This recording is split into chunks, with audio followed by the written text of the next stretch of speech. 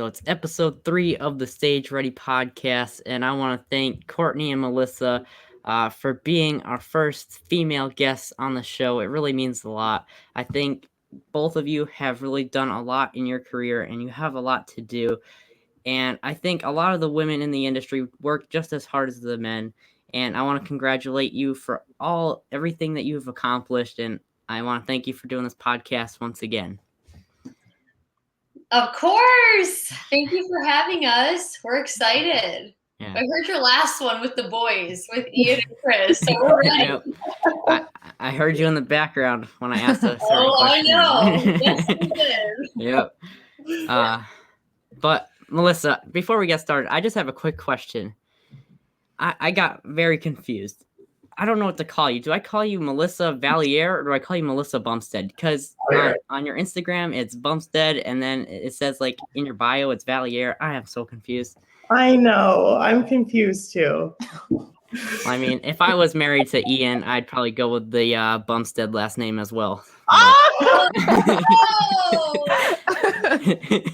Ian's sad. He's crying. He heard you.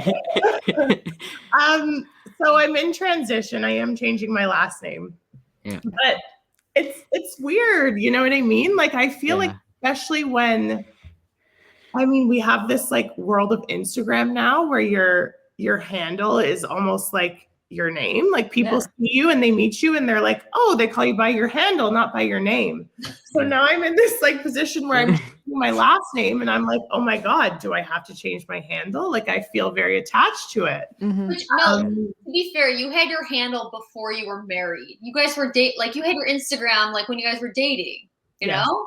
Yes. So, and but I mean, he's like, Will's right. It is going to be kind of confusing for like, especially if new people come and they see like Melissa Valliere and then they're like, what the hell? This is such a random handle for this girl. But to be completely honest, I haven't actually legally changed my last name yet either.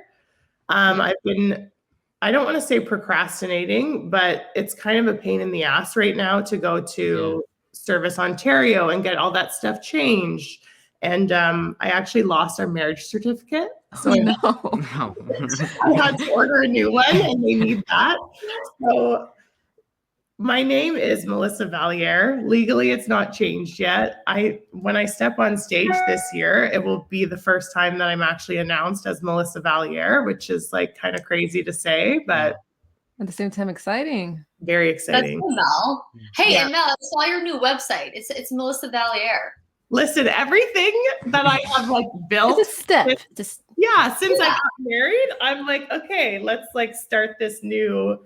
I want Ian's last name. You know what I mean? And it means a lot to Ian too, which like means a lot to me in turn. Yeah. So, but I think anyone that I'm sure has gotten married and changed their last name, it is kind of a weird identity shift. Yeah. Definitely. Especially when you're so close to your family. Like, it is kind of a weird feeling. Yeah. Yeah. It's definitely I feel like it's definitely gonna take some time to get used to that. Yeah, Court, are you gonna change your last name when you get married? I mean, yeah, of course. For me, I don't really. You're gonna take your last name from me. Say again? You're gonna take my last name from me. I'm sorry. Oh, good point. It's weird to think about. We're just like, not switching because you don't have my last name, but you're snatching hers, so sorry, Mel. But it definitely is a process, like especially with everything going on. It's just like what happened? I feel like right now too, like it's almost like an excuse to like not do it. Yeah. It's not really like great to go out and like wait in line with like masks on and stuff right now. And people are pretty like high strung, like, especially when you go to like the equivalent of the DMV in Canada, like it's not fun, so. Yeah. So I did want to start off this podcast a little bit different than I start the other ones. So I want to start it off like how you start off Paradise on Fire. So with that being said, what was everyone's peach and pit of the week? Oh, Court, are you prepared? Do you want to go? Me first? Yeah. So the peach is the good, right? And the pit's obviously the bad. That's not okay. Well, I'm in quarantine right now, so that would probably be the pit because we can't leave, and that kind of sucks. My peach would be, I have been watching the show called Yellowstone. So Chris, me, and Poppy are watching Yellowstone. I also started to binge watch the last season of the Kardashians. Judge me, I know, but I am. I'm doing it. I'm like all in. So that would probably be the most exciting thing that's happening over here, Will. It's really nothing too crazy. That's it. Okay, what's my pit? What's my pit? Oh, I mean, today's Mother's Day and I'm not with my mom. I feel like this is probably the first Mother's Day. I don't want to say my whole life because that seems extreme, but I actually am very like close. Almost every Mother's Day I'm with my family. So that's kind of strange. I had a phone call with her this morning and I was like, I'm sorry I'm not there, but my dad cooked her like a nice breakfast. So he's taking care of it. Where are they at? They're in Kingston, which is like a small town about an hour and a half from where we live. Okay. But right now we're literally not supposed to visit. It's like locked down. So hopefully this gets lifted soon and then I can either have them here or go visit and just do like a belated Mother's Day. My peach, I mean, I feel like a lot of my life feels like a peach right now. I started prep 4 weeks ago and I feel like I'm like very much like hitting my stride. Nice. You know that feeling when you're in your routine and like everything just feels like it's finally like working and you're strong. Yeah. So it's been a really good week of prep and I'm getting very excited. So good. Yay. I do want to ask, like, since you're saying it is such a crazy lockdown, like, how is it fine, easy going to the gym or? Got it. We're training at a gym that's staying open. Okay. But it's not easy. And he's kind of deciding to stay open for his members. He's seen a lot of the negative impact. I mean, like mental issues that people have been having with the lockdowns, and he's kind of choosing to just continue to stay open and mind his own business. So we're lucky and we've been training there, and hopefully people don't bother him. But yeah, that's what's been going on. Interesting. Sam, what about you? What was your peach and pit? It's hard on a spot. That is, especially because I was like, oh, we're asking them. Like, I don't, I know. The spot now, girl. Pit. Will you go for? No, okay. So my my pit would be that I didn't get my DC Comics this week. So that's, I mean, I get my comic books every week. I'm a huge comic book nerd, but I didn't get a chance to get my DC Comics, and hopefully I'll get them next week. So that's my pit. I'd say my peach this week would be getting ready. I think surprising everybody, making everybody think on social media I was getting married. That's pretty awesome. I'm doing a photo shoot for a wedding. And so I took a picture in a wedding dress and everybody's like, oh, congratulations. That's so exciting. And I'm like, no. It's like, sorry, guys. Oh, that's awesome. So I saw both of your faces when Sam was talking about comic books. So if you can tell, we're huge nerds and we talk about comic books once a week. It.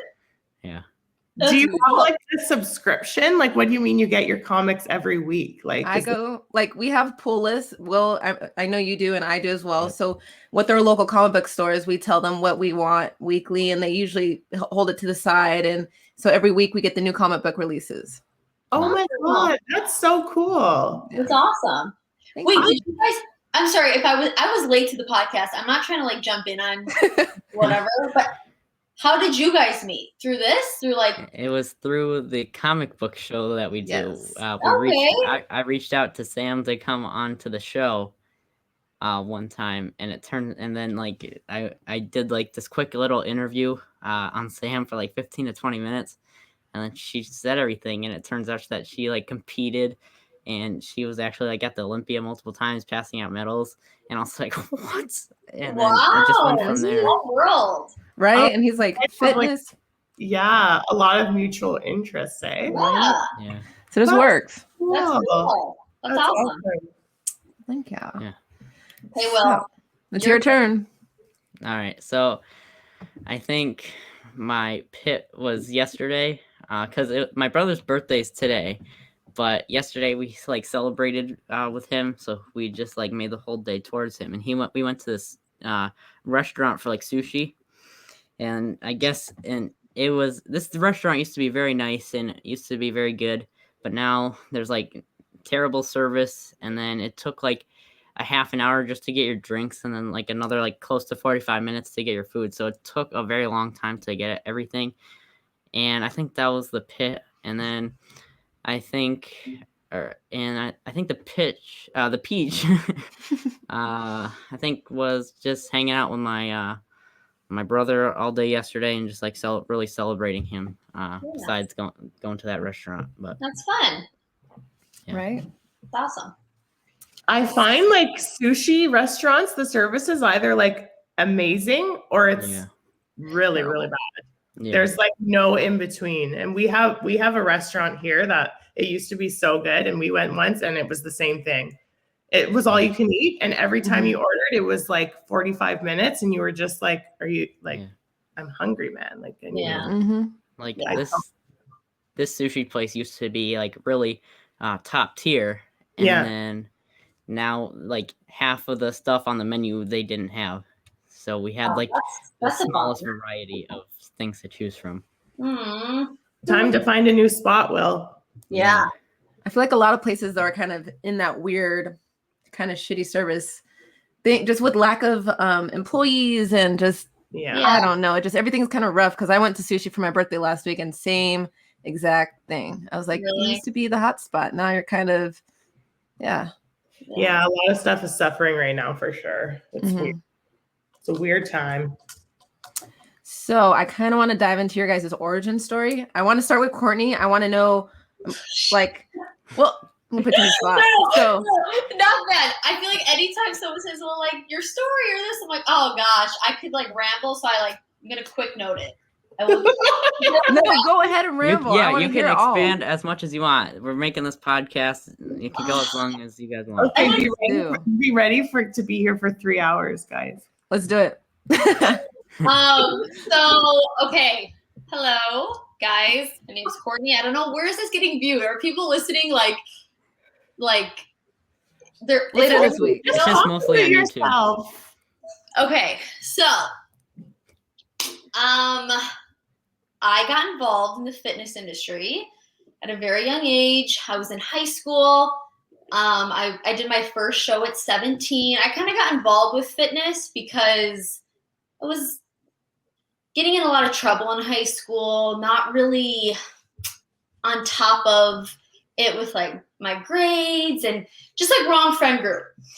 So to kind of get away from that, I got into competing, and my mom got me into it. So shout out to my mom.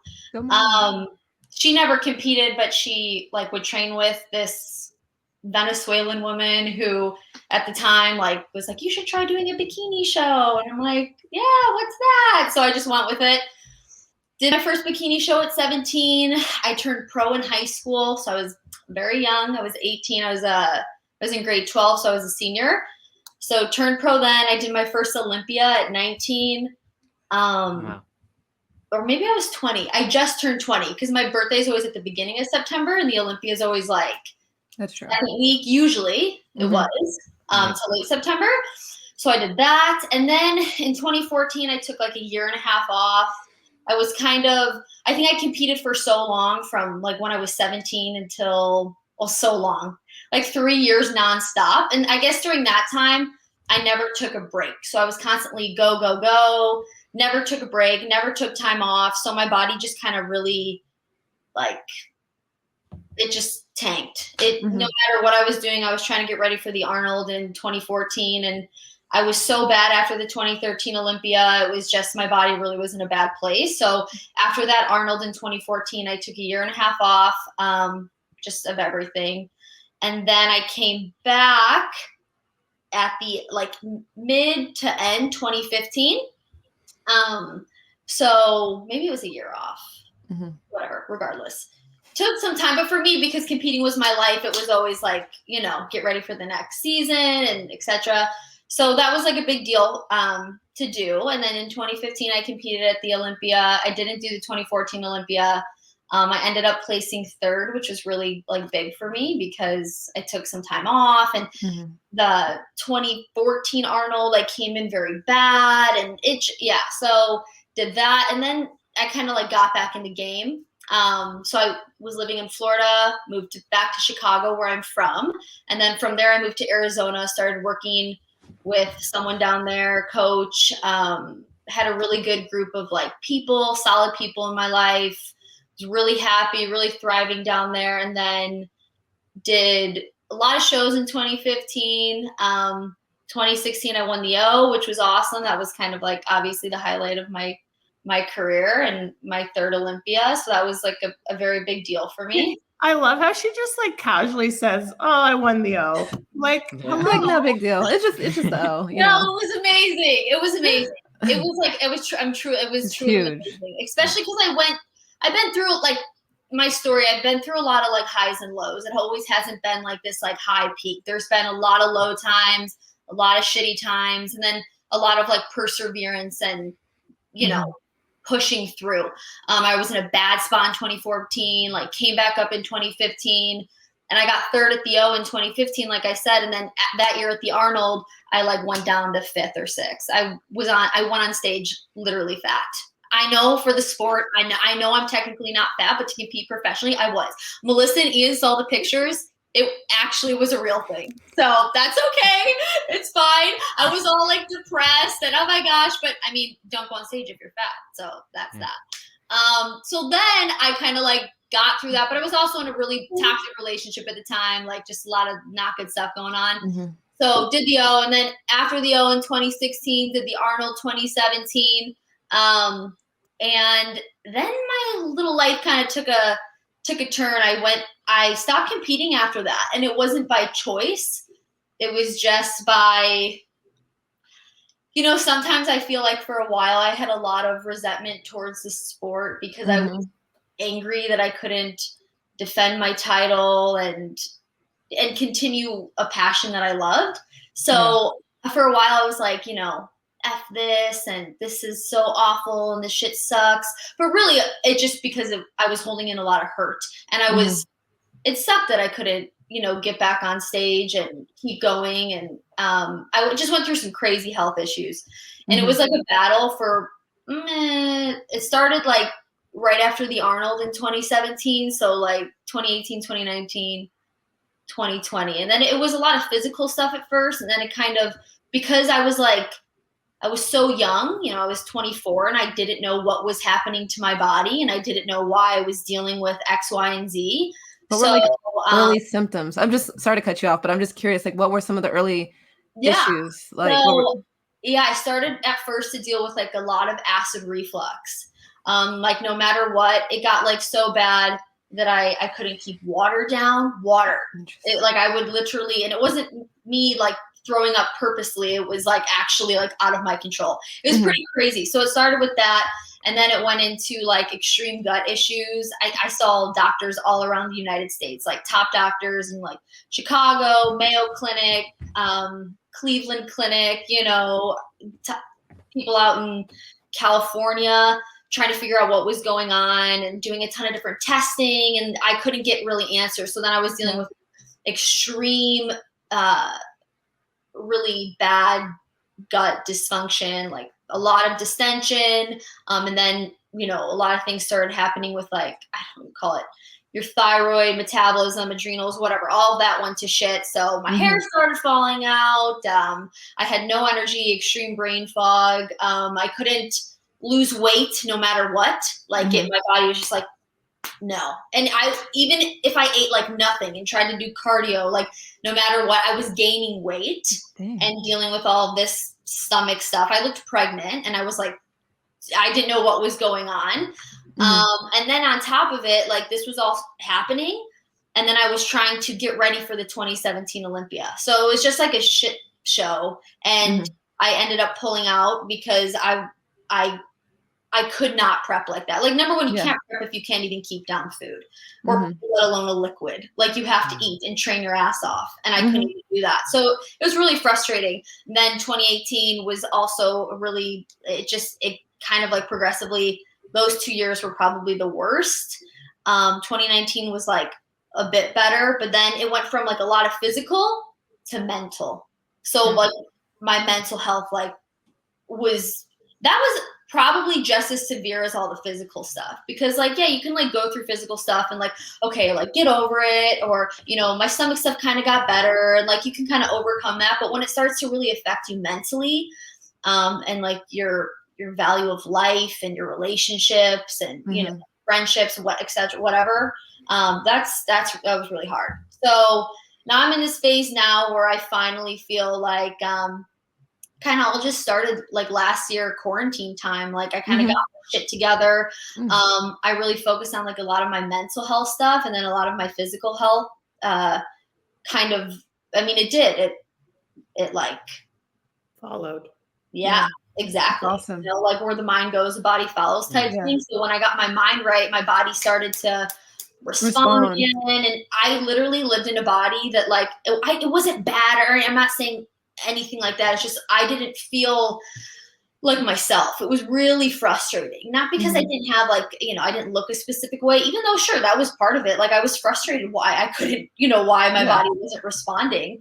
But just like the mental struggles and physical struggles, you know, I'm at this place now where I'm really grateful. You know, it's definitely like healing isn't linear, you know, mental health, physical health. So it's been a journey, but I'm grateful to like see the end of all the shit. So that was like a little, I don't know, tried to short summary it up, but yeah. So, okay. But like, how were you were saying that you had kind of a rough time in high school, and that's what led to your fitness journey. So before that, like you had no fitness experience. You just like, I did sports. Okay. My parents, when I was growing up, had me in like everything. At the beginning of high school, I ran track. Okay. Stopped because I thought like partying was cooler, you know, the like, you know, something. Which that kind of trouble. I mean, got it. Yeah. And then I got into this. And then like my grade 12, I was like to everyone, you know. I was like, I had no friends. You're like, I'm a pro, whatever. Yeah, like I was really dedicated. I was really focused, and it was my passion. Like that was the first time I felt like, holy shit, this is something I'm going to do all out. And there was zero distractions that could like take that away from me. And that was like, yeah, that's like very fulfilling, you know, when you find something that really sparks you and lights you up. That's awesome. Were you like the popular kid, or were you like more like under people's radar throughout school? I feel like the beginning of my high school, like grade 9 and 10, I was like the popular kid. Like not me, the group of friends. Yeah. And then I don't know. I was like over it. I didn't care.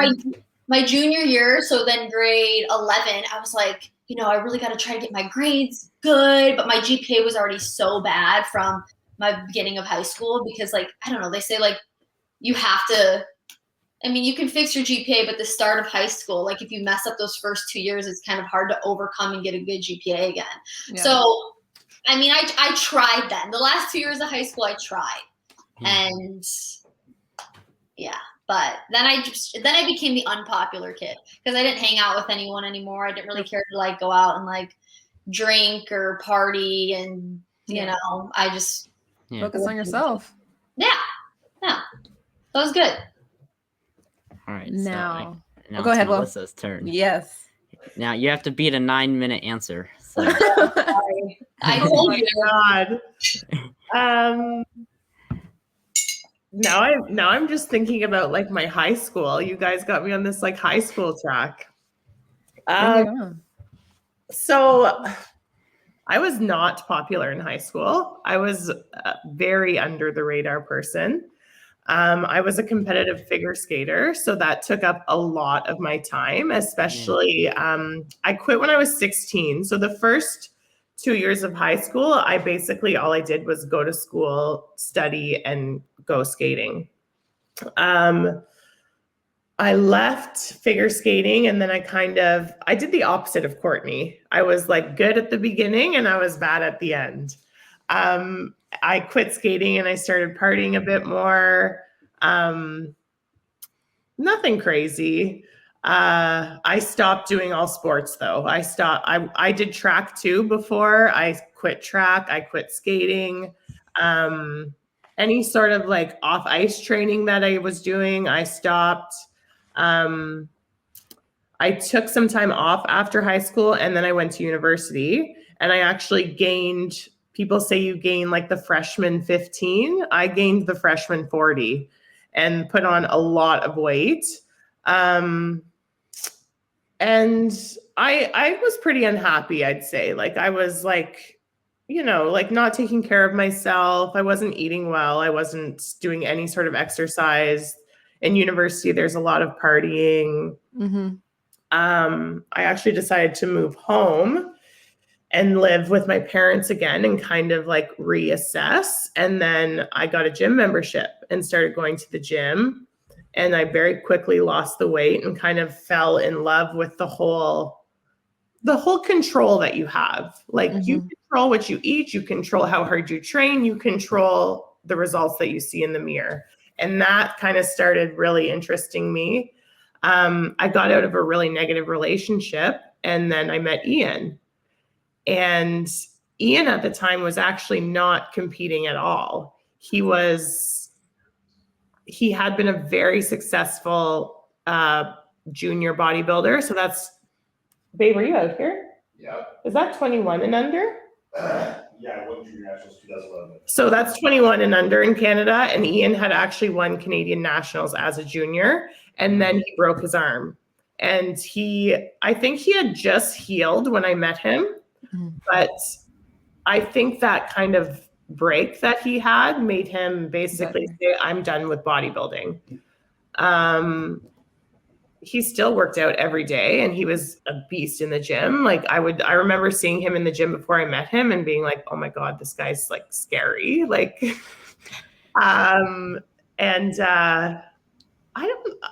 over like a few months of us being together and us getting to know each other, I really could see like passion in you see how Ian speaks, like, holy shit. When he talks about bodybuilding, it's like so exciting, and, he was like that when he was young. And when I met him and I was like, I feel like you should like do this again. And he was like, yeah, you're right. Like there's an Ottawa show. I think I want to do it. And he prepped for that show.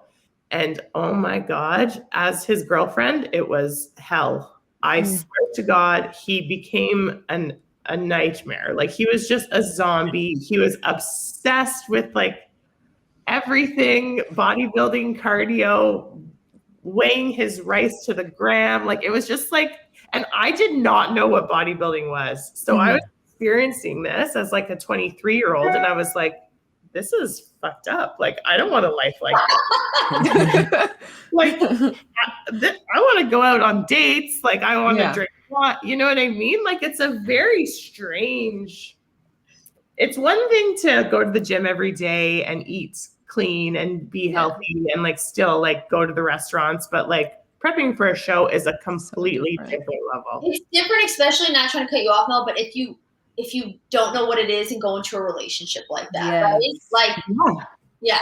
I was not prepared. You know what I mean? I wasn't, and he was actually like really sweet about it.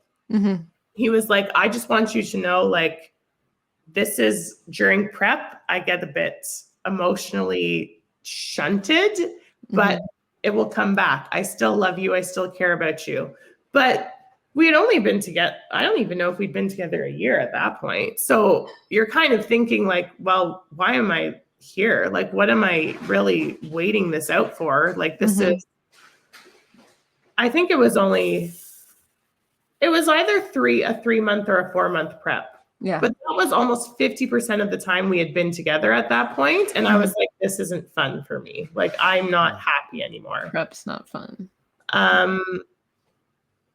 But again, I was already so far down the hole in love with him at that point that it was like something that I was just willing to see through. Mm-hmm. And when I saw him on stage at that show, it was just like, he was born to do it. You know what I mean? Like, it was like, I didn't know anything about anything, but you sat in the audience and you watched him on this like level 1 show, just like wipe the floor, and look, he looked like a mutant. Like, it wasn't real. It wasn't fair. He was just like, and after that, it's just kind of like, who am I to get in the way of this for him? You know what I mean? And he was so happy and he worked so hard. So we like talked about it after, and there was some like worry about him doing another show and if the relationship would last, basically. Mm-hmm. And at that point, I had started getting more into the bodybuilding world. We watched the Olympia together that year. I started following Nicole Wilkins, Aaron Stern, Candace Keene on Instagram. And I was like, oh my God, I want to look like these people. Like, I really love the way these women look. And I remember looking at Ian and being like, do you think I could look like that one day? And he was like, I think you could look better if you really wanted to. And I was like, fuck it, I'm doing a show. The next show that you prep for, I'm going to prep with you, and we're going to like see how this works together. And that's how I started. And I mean, Christopher and I prepped for our first show together. Ian was prepping for provincials at that time, and he coached us to our first show. We both won the overall. And then, What year was that? Sorry? What year was that? Oh my God. 2014. 2014. Okay.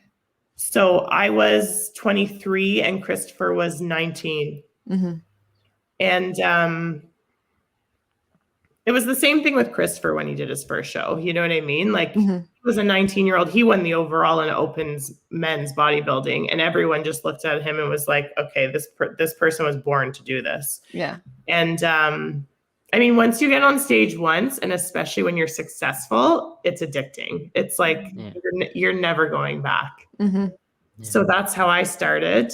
And I won my pro card the following year. So I only did one show in 2014. The next year I continued to do provincials and then nationals, where I won my pro card.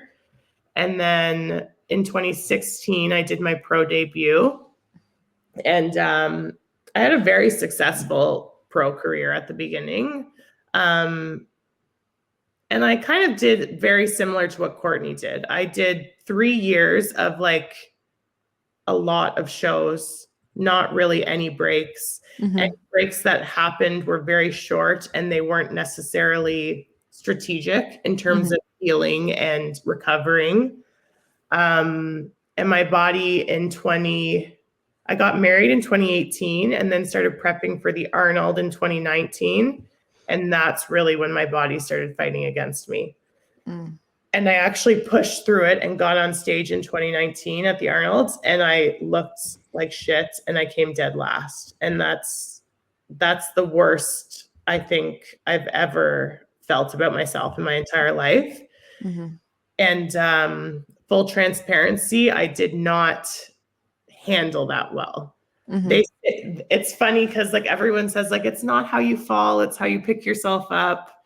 And I did not pick myself up. I kind of like sat in a pool of shame for a long time. I got into a pretty severe depression. And it was a really, really hard, probably 1.5 years. Stopped working out. I don't even really think I ate a single like diet meal. Like, I didn't really think about anything like that. I just kind of, I don't know. It was just not a good time. When you were in that point, like that dark spot, like, did you think you were ever going to get back on stage?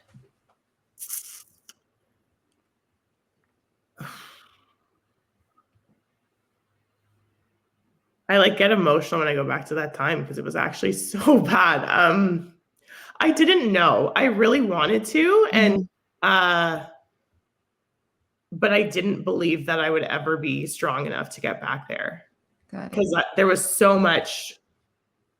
It's when you feel that badly, it's not that you don't want things anymore. It's almost like you don't believe that you deserve them or that you'll ever have them again. Yeah. And that's what it was. So if people would ask, like, are you ever going to get back on stage? And I'd be like, I hope so. Like, I hope so. But like that feeling that you are capable and that you deserve it and that you can do it was gone. Yeah. So it's really hard to like think like that when you're in those like down parts in your life.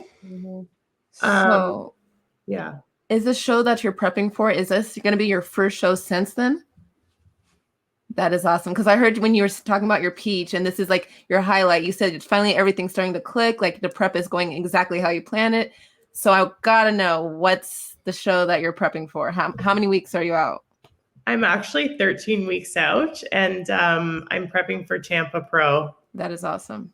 Yeah. And isn't that the one that Ian's doing as well? Yeah. Awesome. Nice. Gotta ask, how do you feel like it's going to be, both of you? Have you guys prepped for a show together before? Yeah. Okay. Yeah, awesome. We've done both. We've done me prepping, him not, him prepping, me not. And definitely the best case scenario is both of us on prep.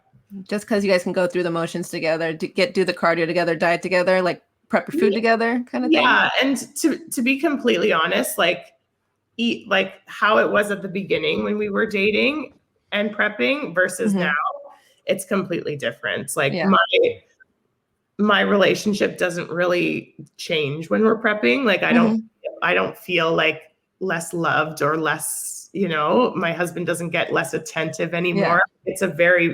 He's very good at balancing prepping and being a good husband. Love that. Yeah, when you're doing things together and when you're both motivated and when you're both like really fired up for something, you can feed off each other and it's very powerful. Yeah, that is true. I agree. Courtney, how stoked are you to see Melissa get back on stage? I'm so stoked because the only time I watched Mel compete was at the Arnold, and she was like a tiny little thing. But I remember, Chris like being next to me and us being in the stands and him being like, I mean, like she didn't show up, overweight or something. She was small, but he's like, this is usually not how Mel shows up. Like and I'm like, watching figure like, oh, she's tiny, has abs, good shoulders. I'm like, oh my God, she looks great. And he's like, nah, this is not how my sister usually looks. And I'm like, oh my God, why? What is it? So now that she's going to be back and like, she's obviously in such a better headspace and I mean, that's everything. I'm so excited.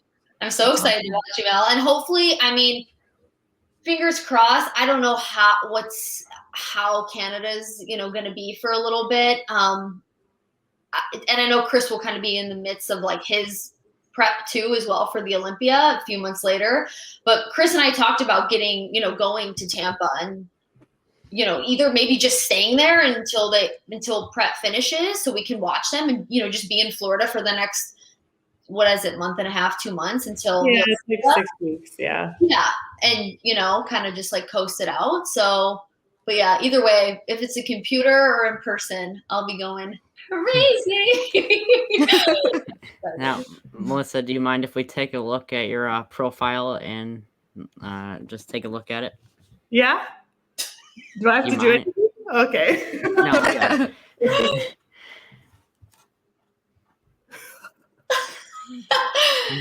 So Courtney, you were just talking about Melissa's shoulders, and I think like that picture right in the center really shows the muscle definition. Look at those. Yeah, she looks amazing. Yeah. And no, I don't know now. Okay, sometimes like if you look at Melissa's smile there and then her smile from the Arnold, you can see a different kind of, correct me if I'm wrong, Mel, but like almost a different kind of confidence that I don't know, didn't feel like you had there or something. I feel like I'm such a person that like everything that I feel inside shows so much on the outside. And I'm not just talking about like peaking and like having a body that looks good. I'm talking about like my head being held high, my smile, my eyes, like everything.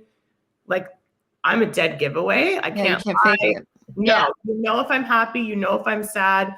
And it's funny because I got a lot of outpour after the Arnold, and it wasn't really about how my body looked. It was actually about how like my face and my stage present was. And I was not happy. You know when you're off, you know when you don't look good. And I'm not a type of person that can fake it at all. Yeah. So this next question kind of like ties into the origin story, but like, how did the two of you meet, Melissa and Courtney? Like, how did you two meet? Was it through your relationships, or was it sometime before that? Do you want me to answer, Mel, or do you want to answer? Or do we have different answers? I don't even know if you remember. I think I remember. Well, like, we met through, obviously, Melissa's brother. Yeah. Right, yeah. That's like how we met, you know. But like the first time I talked to you, was it in person or was it like over social media? I think a few times we chatted, like when you knew I was talking to Chris, I'm like, oh shit, that's like his older sister. Like we like DM'd a few times on Instagram, and she would like leave little comments on my post or whatever. Yeah, I would do like little things like, you better not fuck with my brother. Like, scared shit. I was scared shitless. I still kind of am, but not really. You know. But we met the first time in person. We actually met the first time when Ian, Chris and I were going to a show, remember, in Toronto? Yeah, the first time we met, we had to spend 5 hours together in the car. Yeah. Talk about a way to get to know each other, right? You're brave, Courtney, actually. Kind of. Yeah. Now, Melissa, was there ever any times where you're like, I'm going to kill you? Or were you always like nice to her? Oh, God. Put them on the spot. Oh God. You have to think about it. I want to be honest, and I feel like I'm a very territorial girl, especially when it comes to like my family and my husband. Yeah. And I never was mean to her, and I never thought that she was a bad person, but I would say I was not as welcoming as I could have been when she first came in. And I feel like I've said that to you. Yeah. And I mean, we've talked about that, but I also feel like I was kind of maybe not showing up as myself. Like I was kind of a little closed off, or I would, you know, maybe try to be happy if I wasn't, because I was trying to build a relationship with Mel, you know, but if I'm not showing up as myself and she's kind of like, you know, it's you're not going to have a good relationship off the bat. So yeah, no, you were never mean. I was very intimidated because I always felt, I'm like, oh my gosh. I'm the type of person that I feel like I have a very like sensitive, not bullshit detector, but like I connect very deeply with people, and I can tell when people are very comfortable in being themselves. Yeah. And I think I'm the type of person, and Christopher probably will say this to Courtney, like I would rather someone tell me like you're being a bitch or something than like be happy bubbly when they're actually like, oh my God, I'm not really connecting to you. Yeah. I think there was, and as humans too, you also have to understand that you need to create space for people to feel safe to be themselves. That's true. And I do not think I did that. So it was almost like I didn't do that. And then she wasn't acting herself. And then I kind of was like, oh, she's not acting like herself. I can tell. And then it kind of went back and forth like that for a little bit. Yeah. And then life happens and you go through shit and real emotions come out. And that's when you really start to connect with people. For sure. And I think me and Courtney went through a lot of similar mental breakthroughs at the same time. And we really started leaning on each other. And we have become extremely close with each other outside of Christopher. Yeah. I don't think without going through that beginning and acknowledging that and then getting real with each other, we would be as close as we are right now. So I'm honestly so thankful for like how everything has turned out with us. Yeah, same. 100%. Yeah, because we did have our moments at the beginning, but like Mel said, she explained it perfectly. Like there wasn't a space. I wasn't showing up, and then we went through some shit.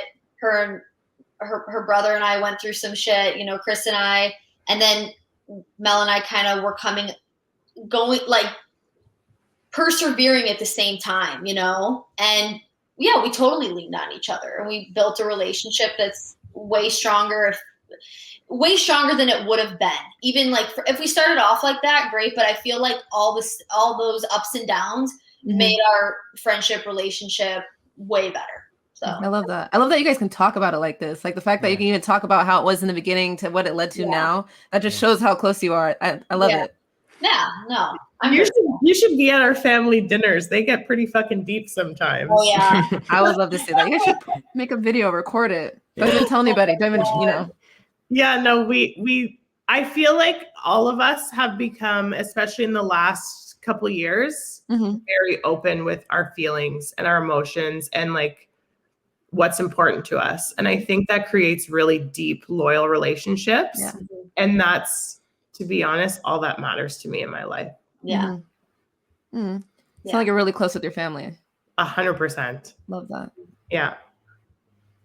So I do like now just to step back, take it like, you know, I want to ask both of you, what is your favorite memory from competing?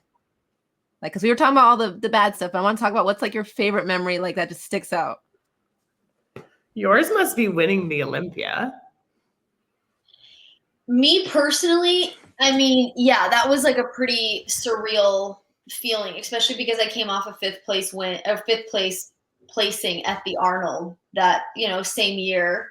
And I had no expectations of winning. So that was really cool. Like I didn't go in expecting to win, but I honestly was more like hyped up when this year, especially with watching Ian and Chris. That was fucking cool. I was psychotic. We were psychotic, Mel. Everyone's like, oh my God, tell those girls to shut the hell up. I'm like, hey, no. We were nuts. We were crazy. It was a different kind of feeling for both of them. It was amazing being around like, you know, the whole family and, you know, Ian, Melissa, Chris and their parents and stuff and going through that. And we stayed in Florida for like a week and a half prior. Like it was really cool. The buildup of it. It was very tight. It was fun. It was an amazing feeling. And I think Melissa and I felt really good there, like mentally and physically. And the boys looked unreal. Yeah. So it was awesome. And then, yeah, me, like, obviously winning the Olympia was also like a pinnacle of like, you know, the sport, like everything I worked for at such a young age to finally get at like 23. It was phenomenal feeling too. So those would be mine too. Like that's true. Yeah. Nice. What about you? Mel? My favorite for me being on stage was probably when I won Tampa in 2018. I think it was my fifth show of the season. And like, I had been getting second and then fourth and then second and then fourth. And I basically had convinced myself I was never going to win a show. I was just like, okay, I'm just always going to be like in that, you know what I mean? Second to fourth range.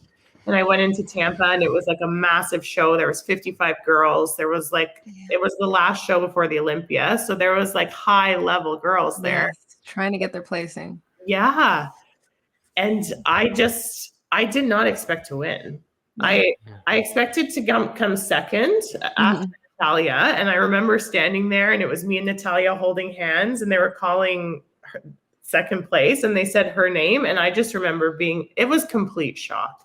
I was like, there's no fucking way that I just won this show. Did you cry? Oh my God, I saw it. I remember walking off stage and I was there alone, actually. I went by myself for that show. And I remember walking off stage and I just I think there were people with like waiting to interview me. And I was just like, I looked at everyone. I'm like, what the fuck just happened? Yeah. So hard. And then, yeah, I feel like the Olympia too, watching the boys was really special. And honestly, when Ian won New York last year, especially after what he went through in Tampa,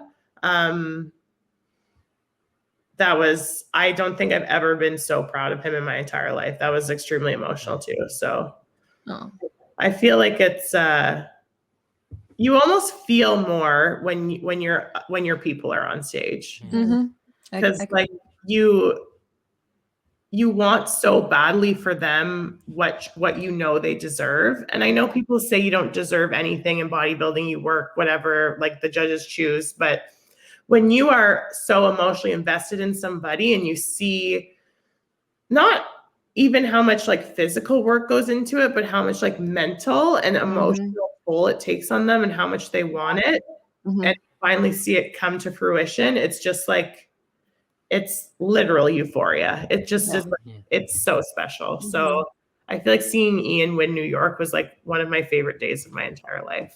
Do you have any, I just want to like throw this in there just because like, I know there has to be something that funny or weird that just happened backstage, like a weird moment. Just, I know there is. I know you both have one. I like get freezing, but I'm sweating my ass off. So I'm literally about to be on stage with like stuff under my armpits, like paper towel that's like turning green from like tan and everything. I'm sweating, but I'm cold. Like my whole body's cold, but my armpits are sweating. So like right before I go on stage, I have paper towel in my pits. When I'm nervous, I sweat. So like and then that's just something for me. Right before I step on stage, I'll feel fine, but like I will sweat. Yeah. I don't know. Have you, Mel? I don't think I've ever sweat. Not sweat. But something funny like backstage that's happened, or I mean, I pooped my pants once. Oh my god! Wait, right before you're about to go on? I know. Please elaborate. I think it was like I was already tan because I remember being upset. I remember the story. This is with the magnesium. Yeah, it's because I was taking Natural Calm, which is like a magnesium supplement that helps like things, and I had taken too much. Oh, I can't believe I'm saying this on the podcast, but I just remember and I was like, I had my makeup done, like I had a tan, like this was before Tampa. I was like looking so good. And then I remember doing that, and I was just like, "Thank God I'm alone. Thank God Ian's not here." Well, to make you feel better, I remember it was quite a while ago when I was younger. I was hiking with my brother and my dad, and me and my brother were like fooling around and doing stupid stuff. And then my dad yelled at us, and he was like, "Sit down!" And I was like, "I can't." And he was like, "Why?" And I was like, "I can't." He's like, "You better tell me why you can't sit down, or I'm gonna make you sit down." And I was like, "I'm gonna poop my pants." Oh my god! He was like, "I don't want to hear it." And I was like, "It's coming out. It's coming out." He's like, "Go in the woods." Okay, we all have our moments. It's fine. Oh, at least I'm not alone. Okay. Yep. Oh, we got the two awesome poopers over here. Yeah. Just because I'm kind of curious, Sam, what was like your highlight of your career?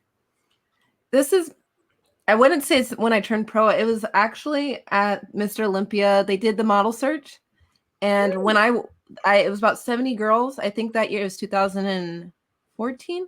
I won that, and I totally just kind of like how you were saying, Melissa, like caught you off guard. I was just like going against 70 females, whatever, I'm just gonna do it. It's gonna be fun. And then all of a sudden, I remember, being a first class, I was like, cool, like.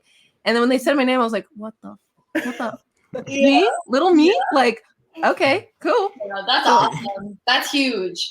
Yeah. Like that, because it was at the time, because I was such a fan, and it was like such a big deal to even be on the Olympia stage. I was just like, what?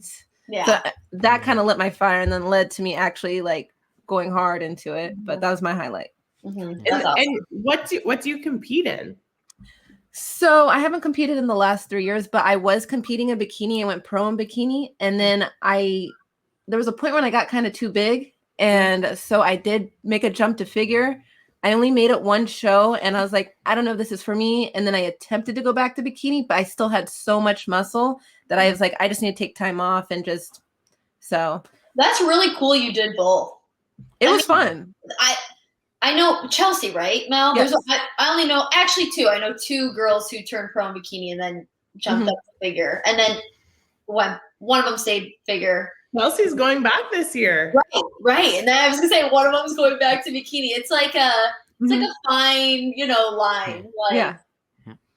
Well, it's crazy to say I had more fun doing the figure show, but what they were wanting more from me, I was like, I don't know if I feel like I still my heart's in bikini, even though I enjoyed it. I liked the posing. I love the girls I was around. It was just like, if I'm gonna compete again, it's probably gonna be back in bikini. And so we'll see if I compete. Wait, we ever compete together? I don't think every time I competed, I think like we passed each other. I think there was one show I was thinking about doing. Break. I decided to quit that year. And then there was one show you did that I was thinking about doing. It was a Wings of Strength show, and I think that was it might have like 17. Okay, yeah, 18, I don't know. I did a Wings of Strength show was it in Arizona? Oh yeah, that wasn't. I did that. Yeah, I was almost gonna do that show and then I didn't. So I was like, that would have been a cool story. I know. That's funny. Sorry if you guys hear Poppy down here. He's like scratching at her bed and like snorting. No, don't even hear her. I'm trying to keep my cat from jumping on my lap. I'm like, stay.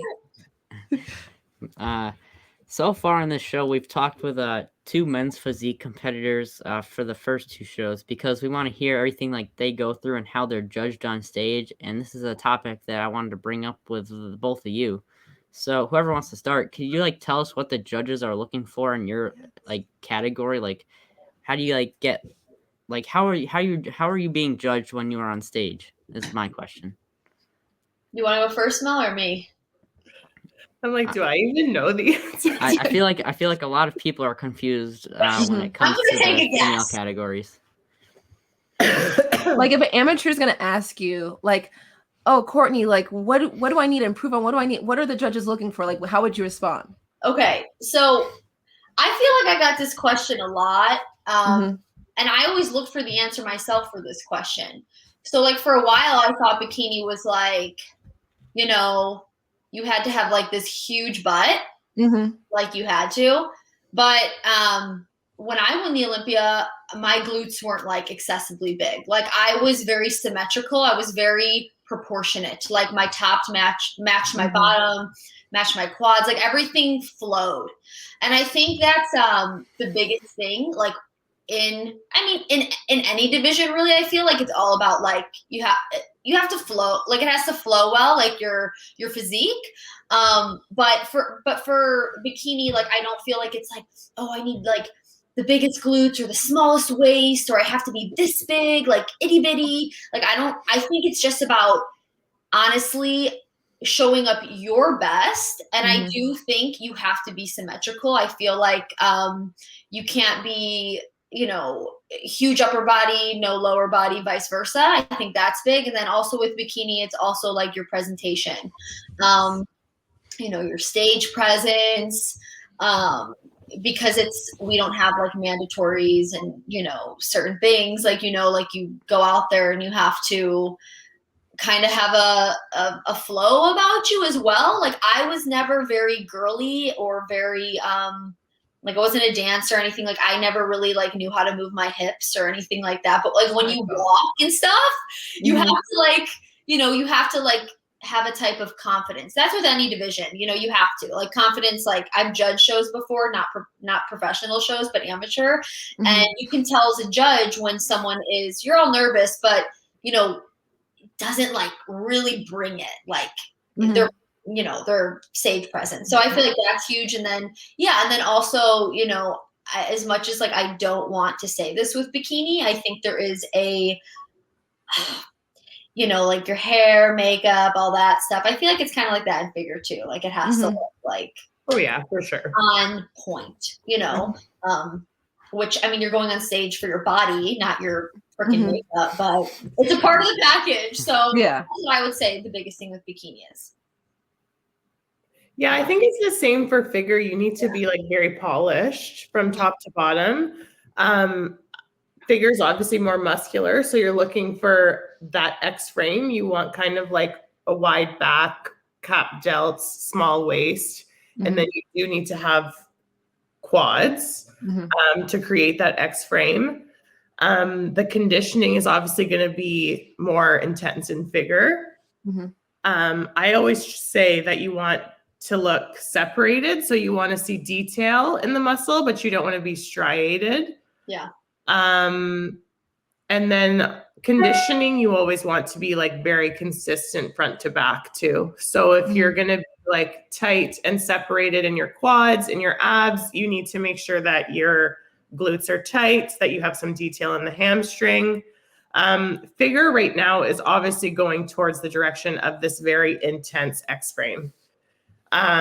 Sid, who's been winning the Olympia, has like tiny waist and like a huge back and wide delts. So that's kind of basically what's been going on lately.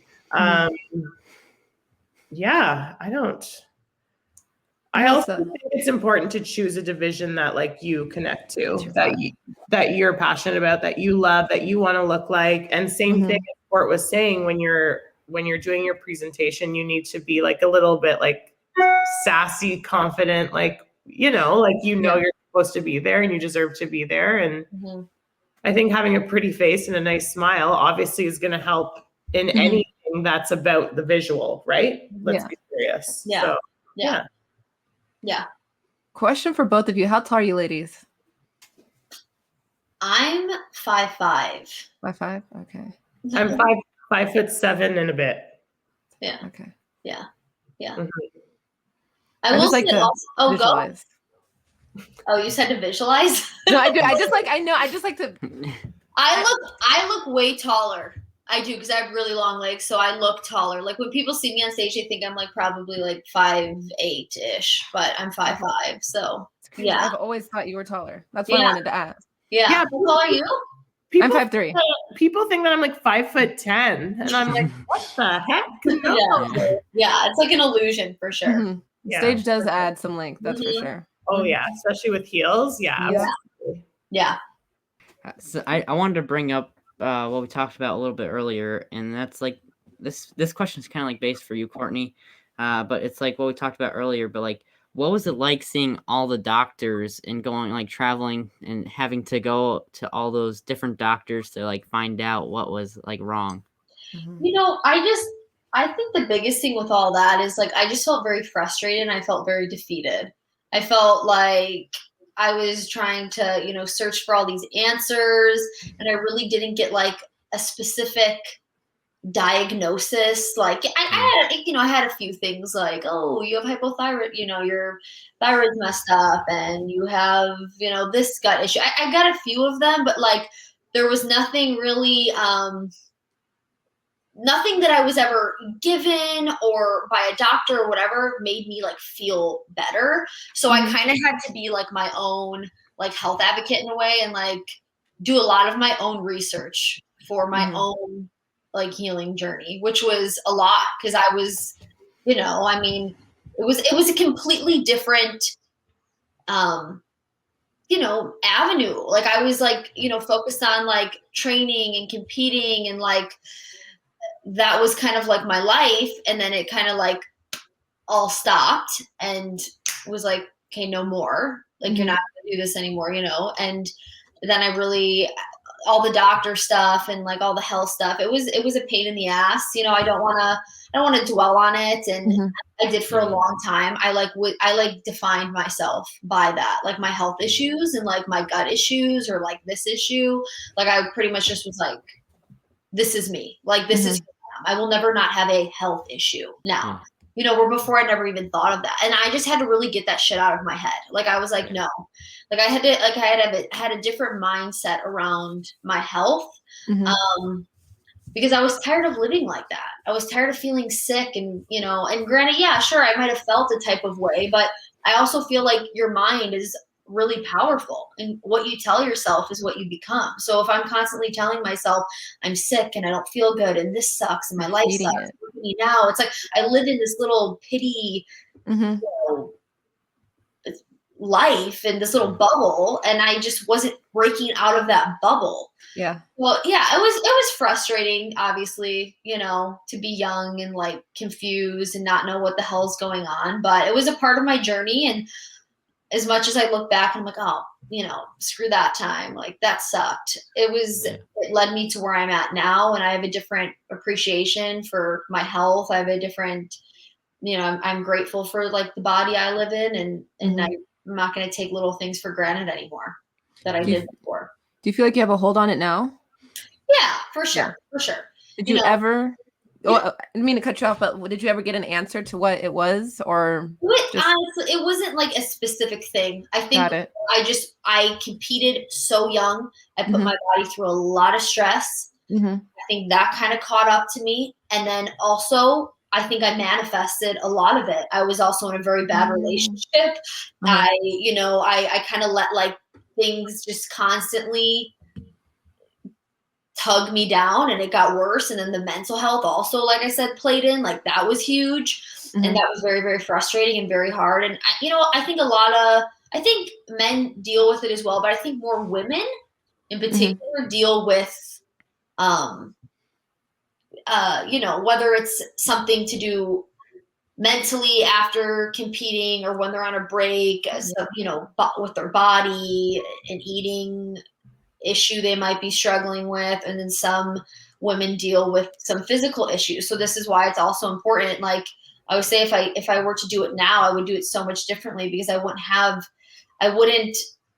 a lot more educated now. I know like, okay, you need to take time off. Okay, like you should be eating like more than maybe you did in the past. It was a lot of stress on my body at a young age to some extent. Yeah. Yeah, I was very curious, because I feel like a lot of people after competing, if you're like putting your body through that for so long, do have a lot of health issues down the road. I was excited to get you on here because there's some things like I can relate to, I've been dealing with, but I haven't competed in 3 years, and I'm starting to have some couple issues, and I'm like, what's going on? Yeah. No, I mean, it's just about figuring out, like, it could be stemming from something else. Like there's so much. So when people say like, how did you fix X? I'm like, the answer could be, is different for everyone. It really is, but I think one thing we all can do is when you focus on like your mental health, like your body does start to change. My body really started to change when I did focus on my mental health last year, and I did it for a long time, so that really was a big turning point in my healing. Now, Melissa, do you feel like going into your prep, you have like a good mindset going in? I think, to be honest, I don't think I ever, I never really stopped to like think when I was younger. I just was always like, what's the next show? What's the next thing? Oh, great. I'm done for this season. Now I can relax and eat food and go out to the bars. And then when's the next show again? Like it was always very just go, go, go. And now, honestly, quarantine too. There's these last 2 years have been a lot of like time for reflection. And as Courtney's saying, when she's talking about mental health, like this is not something that should ever be put on the back burner. And we're always so focused on the physical that sometimes we don't actually think about nourishing the mind and the soul, and the spirit, and all those things that are so important. So going into this, like I actually started seeing a therapist maybe like 3 months ago. And from there has been a lot of like self-work and like looking inside. Why do I feel this way? Why do I do the things that I do? Why do I want this? Why do I not want this? Why do I feel good when I do this? Why do I feel bad? Why do I not do things that make me feel good sometimes? Why do I forget the goal and stop working towards it? And actually going inside and finding my why. I've never done that before. And there's something that I feel this year that's very different than I've ever felt before. And the focus has gone inward. Whereas before, a lot of it was outward. A lot of it was not just like outward in terms of like what I saw in the mirror, but outward in terms of winning the show or what people see when they look at me or getting followers on Instagram or getting a sponsor and all these outward factors. And this year, I think because of all the work that I've done, it's not even really a practice. It's just inward now. Everything is just about fueling and feeding me and my soul. And when you're doing things just for you, it's still work and you still have to put effort in, but it doesn't feel as exhausting as it used to. Yeah. So things feel very different, and pushing past tiredness or pain or any failure in the gym, it feels different right now. Yeah. And I think it's going to lead to a very powerful prep and a very, to be completely honest, impressive physique on stage. And I'm really excited about it. Yeah. Is that your why? Is feeding your soul? Yeah, 100%. Awesome. And it's funny because I'm a very muscular girl, and it's always been something that it started out as something that I loved, and it slowly turned into something that I still loved, but I almost didn't want to love it because it didn't feel like it was appreciated by the outside people. Tim next door, you know what I mean? Ridiculous people that don't fucking matter at all. And honestly, I should say to some people that do matter too, like family, because those people do matter. And their opinions hurt sometimes. Yeah. And if they don't accept it, it actually does hurt. Yeah. And instead of acknowledging that and working through that, I kind of just ignored it. And slowly that turned into me not living authentically. And there was a lot of time that I spent that I was just going through motions, and I wasn't actually doing what I wanted to do because of the right reasons. And I think I'm still working on it. It's not something every day feels good, and every day I'm so confident. There's still self-doubt, and there's still things that I'm working towards, but there's like a true north that like I can feel that's driving me right now. And all these outside things that used to matter so much to me, I still care about the people that mean a lot to me, and I appreciate their opinions, but they don't hurt me anymore like they used to. Good. That's huge. So it's created almost this like stronger woman that I'm like excited to be. I love that. Yeah. You brought up something. Sorry. Go ahead. I was just saying, Mel, obviously like that will just not just like for competing, but that's like, that will help every area in your life, which is amazing. Yeah. So you brought up something that I wanted to talk about, and it's something I'm curious with, and it's kind of like discussing like the off season when you're not going in prep and you're like putting on more size in order to get down to that stage weight when time comes.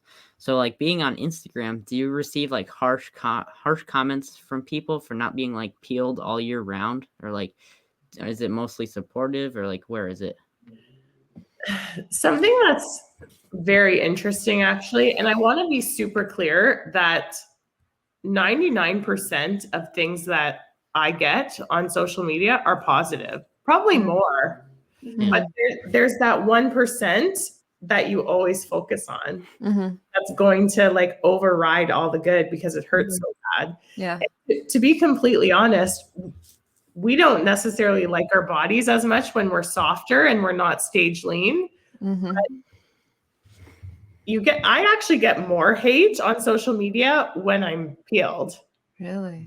Yes. I get more comments about, looking like a man, having like a big jaw, like all these things. And then once like I start getting softer and like quote unquote thick or whatever like is trending now for women to look like, Jesus Christ, then it's honestly more positive. So but again, it doesn't really matter. Yeah. Because at the end of the day, if someone sends you that DM or someone like writes that comment, you have the power to just like delete it and never see it again. Yeah. 100%. Yeah. I don't know if you ladies can relate, but after competing and then you do gain a little bit of weight, was it ever mentally hard on you? Were you ever hard on yourself? Like, I should be looking like this. I shouldn't be, you know what I mean? Like, oh yeah. You almost go into I know I'm going to just be very blunt and say it because everyone's all about self-love and stuff, but after you've competed at such a high level, as you all know, and then you go into getting thicker or whatever, you almost go into like a self-hatred. Yeah. Like, you just can't stand to look at yourself. Your worth is down the shitter because you feel you look like shit.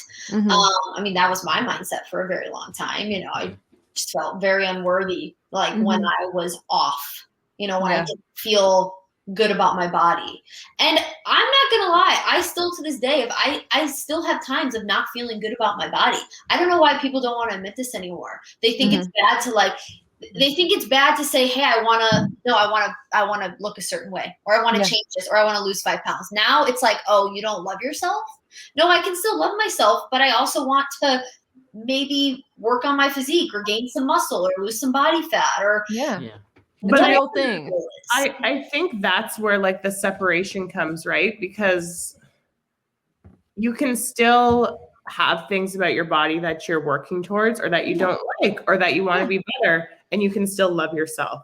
And a lot of times when you compete, everything, your worth becomes tied to your body. Yes. And it's very important all the time for that to stay separate. And I don't think I never had that. I would have 10 months of the year where I was in show season. I would have 2 months where I was not. And those 2 months, I didn't like myself, and I just dealt with it because I knew show season was coming. Yeah. And that's no way to live. No. And I think when I finally took 2 years and I didn't have a show season, I was the heaviest I'd ever been in my life. And you know what I realized? I still loved myself. Yeah. And the people that mattered still loved me too. And then you start to kind of understand what self-love actually is. Yes. Exactly. Since we were like on the topic of social media, do you like have any do you remember like any specific stories of people being like weird or creepy towards you, like either on social media or in real life? Courtney, do you have any? Not really weird, or you get the weird DM like, show me your feet and weird shit. Yep. Like Yes. there was a Q&A question I did last week, and someone was like, "Can I see your feet?" And I put my dog's paw, and then for a little paw. But you get like weird stuff, but I don't pay attention to that shit. And I've never, fortunately had anything like strange in person or anything like that. I get the occasional mean thing, or when I stop competing, like what are you doing with your life now? Kind of, I get that, but nothing really creepy. I had a man that wanted to be I can't remember the word. He wanted me to be mean to him, and in return, he would buy me things off my Amazon wish list. So you'd be like a dominatrix, but virtually. Exactly. Got it. I think he said, can I be your money pig or something? Why are you telling me this? Money pig. And at this point, I obviously read it, and I said to Ian, I'm like, Ian, what's a money pig? So Ian goes on the internet, Googles it. He's like, oh, this is funny. Let's start talking to this guy. And Ian responded to him. Isn't that how you got your whole kitchen renovated? Oh my God. What happened? I have no idea. He just said, isn't that how you got your kitchen renovated? Through her money pig. I'm like, was there a fight that happened? Well, you sound like my husband. Ian was like, yo, let's milk this. Let's get some. I'm like, oh, this is so creepy. I can't do this. That is awesome. There's some weirdos out there, though. That's for sure. Yeah.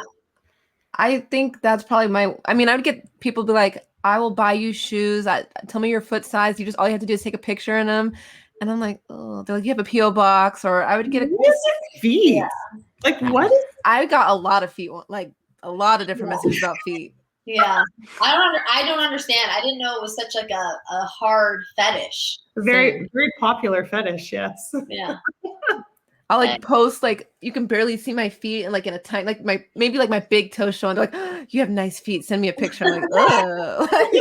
I'm like, what is up? Gotta be careful. I Yeah. know. Oh, that's funny. Crazy world. Yeah. So, Keep them covered.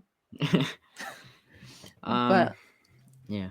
I think we have at least one or two questions left, and then we have some fan questions. Mhm. You guys are you two good on time with everything? Yeah. My laptop's might die. I gotta plug this baby in, but we're all good. Oh, All now right. oh, no, mine's good. Yeah, no, I'm great. Sam, if you want to go ahead. With so there is one question that I wanted to ask for people who don't really know and who are diving into the sport. Melissa, when you were saying that you didn't feel like you came in good at that was it the Arnold, I believe. Can you explain why, in your opinion, that you felt like why that wasn't a great physique? Like, why did you feel like it wasn't your best? So, yeah. I mean, I think it's very important to know that when you're doing this, you're always competing against yourself. Mm-hmm. You can only look like yourself. You can only look as good as you can look. Mm-hmm. So when I say that I'm super unhappy with how I looked at the Arnold, it's because I looked like I had regressed from every single other time I had been on stage. Yeah. Mm-hmm. I was significantly smaller. I had lost a lot of muscle. I had over dieted. I was doing upwards of 3 hours of cardio a day. I was soft, so there wasn't really any detail in my legs. Mm-hmm. There was no detail. I don't think I had abs. Courtney says I had abs, but I don't think I had abs. There wasn't there was no fullness to my muscle bellies. So you can see, like, I'm used to having like round delts. I have like round triceps. I have very shapely arms. Yeah. All of that was gone. And it just looked like sometimes you can look at a body on stage and it just looks tired. Like it's like, oh, like there's no pop to the muscle. There's no detail showing. Like even my skin, I feel like looked a bit like dull. Like things just look tired. Like, got it. Yeah. And I think it's never, when I look at my photos after being on stage, I'm never comparing myself to anyone but myself. Yeah. Mm-hmm. So if I'm being hard on myself, it's because I know that I can look better. Not because he looks better, but because I can look better. Mm-hmm. You've seen yourself look better and you know that you're more capable of more. 100%. So if you can focus on that and progression through yourself, and even like celebrating when you do look better, like just because you're not where you want to be doesn't mean that you're not better than you used to be. And that's something that people need to like take time to celebrate too, instead of constantly like, what's next? What's next? What's next? Yeah. Small wins. Yeah. Yeah. Small wins. Love that. Courtney, did you ever have any moments where you thought you looked good and then other people didn't think you looked the greatest?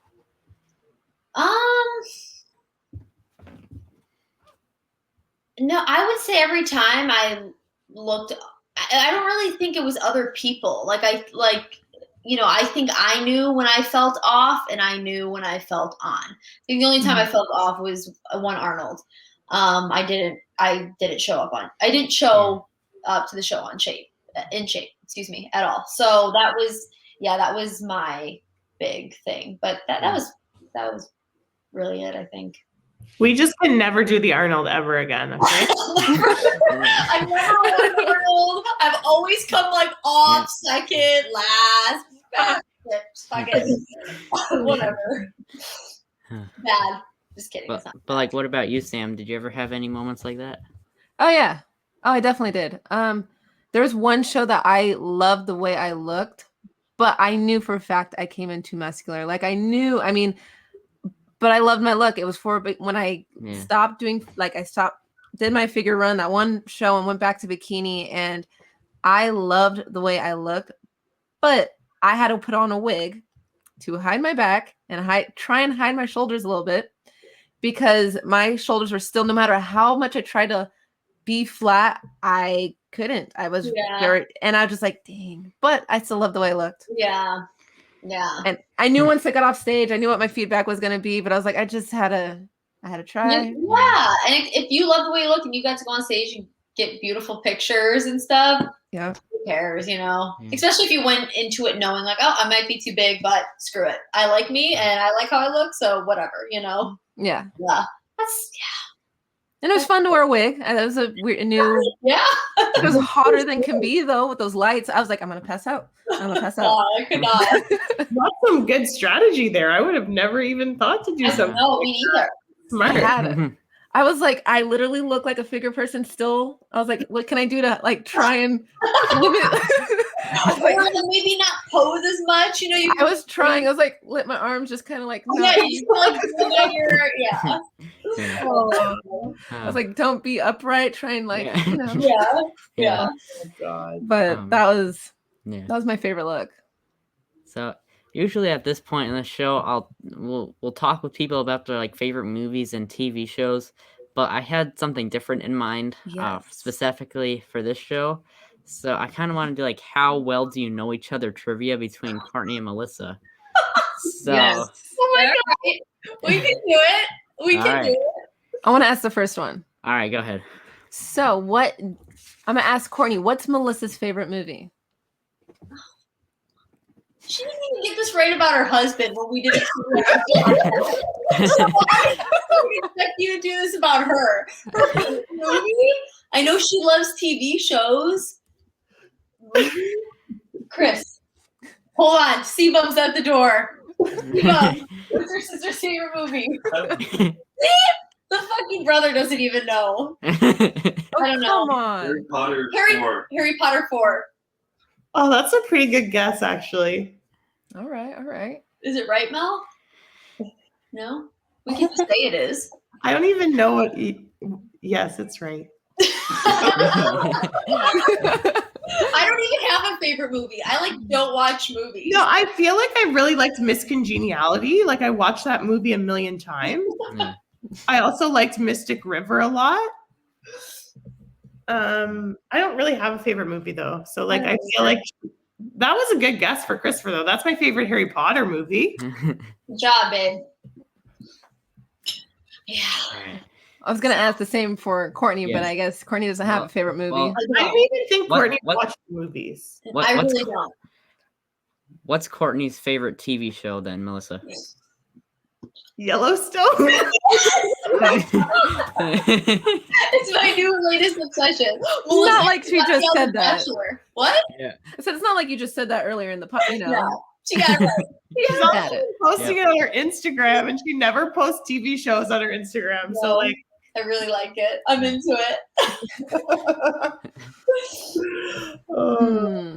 Any more? Yes. Okay. Yeah, we got more. Let's see. What? Okay, so we just asked Courtney and Melissa, what is Courtney's most embarrassing moment?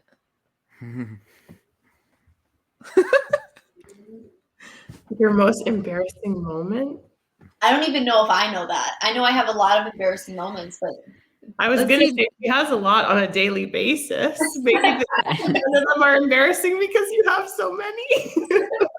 yes. What is her most embarrassing that you're aware of?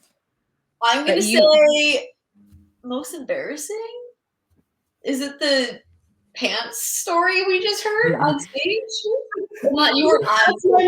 That didn't happen on stage. She's like, do not put that on the video. But like, blessed that it didn't happen on stage. Could you imagine that happening on stage? No, that would be the talk of for years. Yeah, I would never go back on stage. So. I think I would have to. I'll change my name. Yeah, I'd have to go live in like the jungle and hide my face forever. Oh my God. All right. This one goes both ways. So, Melissa, what is Courtney's favorite food of all time? Sweet potato fries. Yeah, that's up there. That's up there for sure. Yeah, that's up there too. Pancakes, sweet potato fries, anything sweet that I like can make. Yeah. Do I have to answer for Melissa? Yeah, what's mine? I'm gonna give 3 guesses. Anything Mexican. Okay. Sushi. Okay. Cookies. Cookies 100% wins. Sounds like mine. But like those other two are also like my favorite cuisines. So Yeah. Now, what for both of you guys? What is your guys' birthday? Can you say what is Courtney's birthday, Melissa? Melissa, what's going? Wait, hold on, Melissa. December 10. No, 9. 6. Yeah. 6.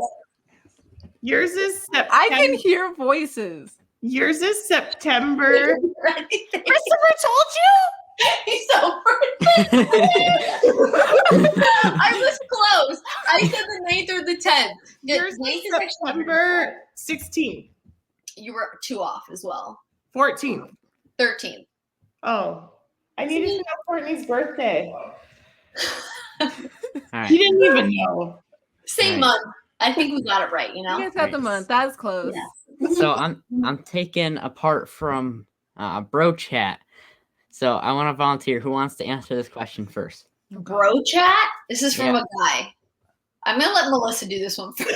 I'm volunteering you, Mel. Okay, All right. give it to me. All right, Melissa. I asked this question in the male version with Ian and Chris. Now it's time for the female version. Are you an ass lady or a junk girl? I refuse to answer. An ass lady I'm out. or a young girl. Nice. Nice. Okay. oh.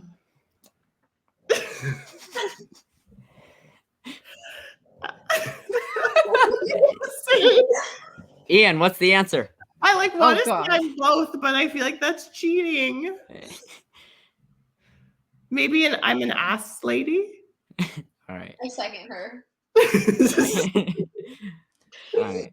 I mean, it can't be like just no. Yeah, you definitely they have to have an ass. Yeah, I agree. All right. You want to get to some fan questions now? Yes, let's do it. All right. So, do you feel there is more pressure on looks being a female competitor? And these can be like just like quick rapid fire. They don't have to be like long Yeah. answer. I think it's even. No, think about. They don't give a shit what a guy's face looks like. It's Oh, true. well, yeah, like face. No, I don't. Yeah. No, yes. Like- 100%. All right. This one comes from Terrence Ruffin. Was it? I think this one's for Courtney. Was it difficult to leave your family / country? No, I mean, I love my mom. I miss my mom. She's my girl. But no, I go back. Chris and I just got back from being in the States for a month and a half, you know, like my parents are divorced. Everyone's like kind of spread out. So no, I mean, I'll miss them, of course, but like, I love being here. I love being with him. So that wins. And then the second part to this question is, what are your plans for when your spouse is done competing? I want to travel the world. Like I would like to see. I haven't really been to very many places. Mm-hmm. We've gone on vacations to like Mexico or Jamaica, but like I actually want to travel. I want to go to Greece. I'd like to go to Croatia. I'd like to go to Paris. Like there's places I want to see that like you can't really do that when your husband's a bodybuilder. It's not possible. Yeah. And I want to drive across the country too in an RV. I feel like that would be so fun. Yeah, That'd be I think fun. pretty cool. Yeah, that'd be sick. Yeah. I was listening to Dave Chappelle, and he did that on a motorcycle. Craziness. Ian's dad actually does that on a motorcycle. What? Yeah. Well, Yeah, crazy, eh? yeah. Oh, Listen, no. now that he's older, I think he has like a 3-wheeler, whatever that's called. But when his dad was younger, he did the whole country on like 2 wheels on a motorcycle. It's That's like That's exhausting. intense. That's crazy. Mm-hmm. Yeah. Wow. So, what did you think when you first met your partners? Were you like, oh, look at this dude trying to show up? Or were you like, did they message you on Instagram? Was it at the gym? Like, how did this, for both of you guys? Fuck. Okay, listen.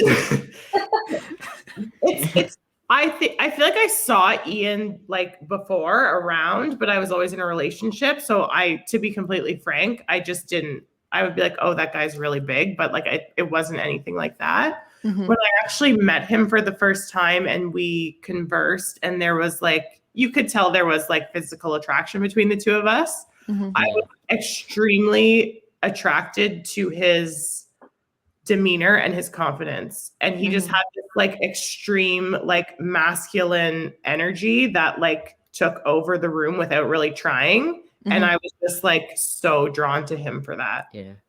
I feel like I'm like a very like dominating energy usually. Mhm. His energy like felt like alpha to mine, and I just was like, oh my god, I was drawn to him. Yeah. And I somehow got his number later that night because I was like, I felt so connected to him so quick. It was actually crazy. Yeah.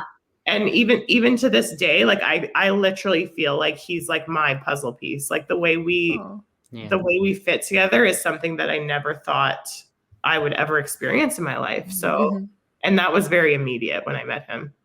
Love that. No social media though. That didn't exist when we met. Chris and I existed through social media.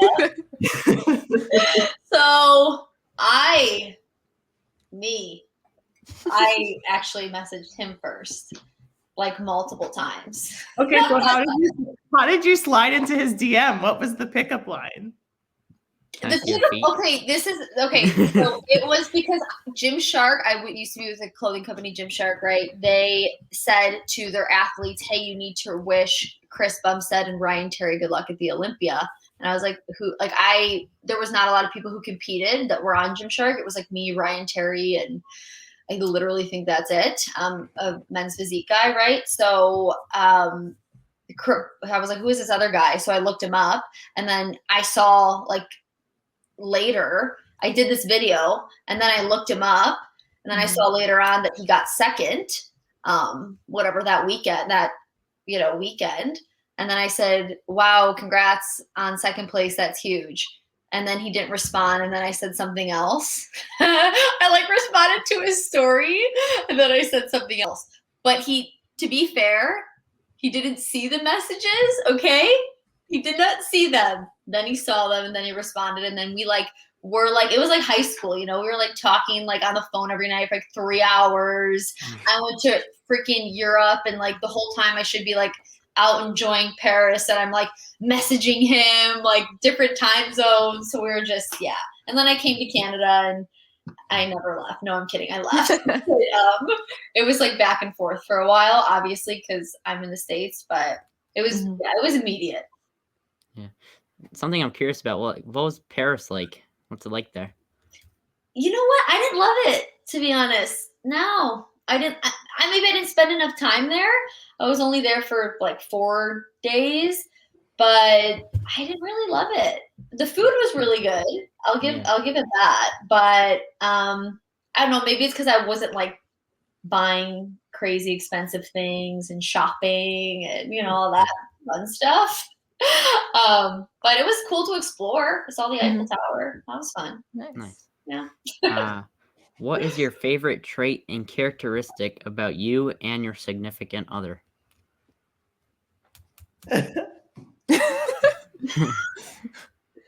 My favorite trait about myself? I don't know my favorite. Well, I like the way that I connect with people. Yeah.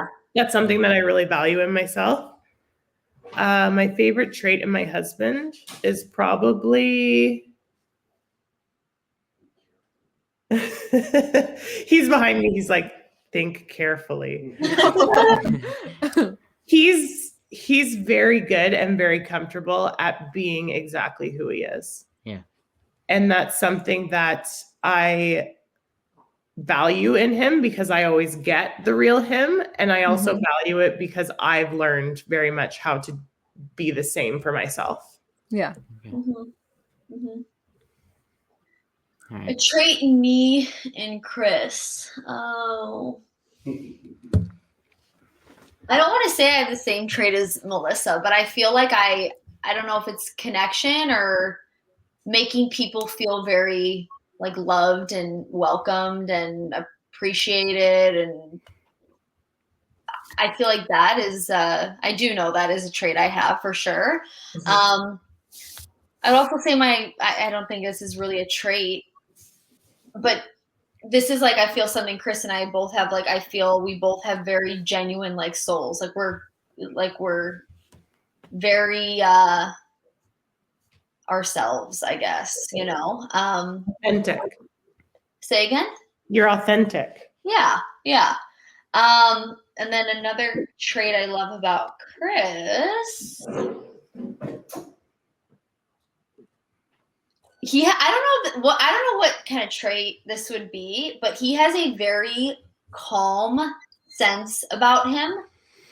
Pretty much always, like he can really, I don't know, he can make people feel very like slow down. Like he has a very calming understanding, and he listens very, very well. And that's like that's huge. It's also never about him. It's always about like other people, his family, you know, me, the freaking dog, whatever. Like it's always it's really, he's not a self-absorbed type of person. And I mean,